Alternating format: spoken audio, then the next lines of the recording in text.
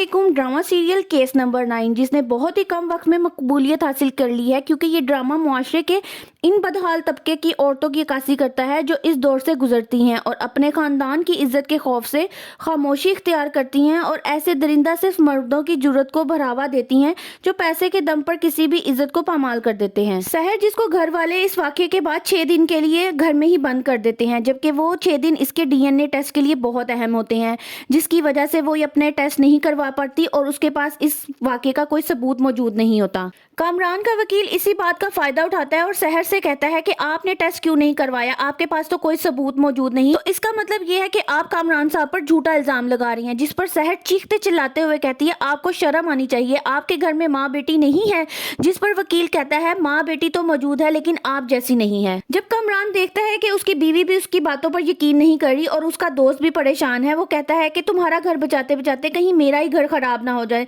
तो ये बातें कामरान को इतना परेशान करती हैं कि वो गुस्से में आकर दिल ही दिल में कहता है सहर, मैं तुम्हें अब तो नहीं छोड़ूंगा, चाहे मुझे कुछ भी करना पड़े, because everything is fair in love and war. वहीं दूसरी तरफ कामरान सहर के घर के बाहर कुछ लोगों को भेजता है और ब्लैक कलर की गाड़ी में वो लोग उसको इतना परेशान करते हैं, उसको डराने की कोशिश करते हैं। सहर ये मंजर देखकर डर जाती है और वो अगले दिन अपनी वकील को ये सारी बात बताती है, जिस पर उसकी वकील कहती है तुम्हें डरने की ज़रूरत नहीं है, अगर तो ये लोग कामरान के भेजे हुए हैं तो वो तुम्हें सिर्फ डरा रहे हैं ताकि तुम इस केस से पीछे हट जाओ। अभी इस केस में आगे सहर को बहुत सारी मुश्किलात का सामना करना पड़ेगा, लेकिन देखना यह है कि वो इन मुश्किलात का डट के सामना कर पाती है या हिम्मत हार जाएगी। मजीद मालूमात जानने के लिए वीडियो को लाइक करें और चैनल को सब्सक्राइब करें।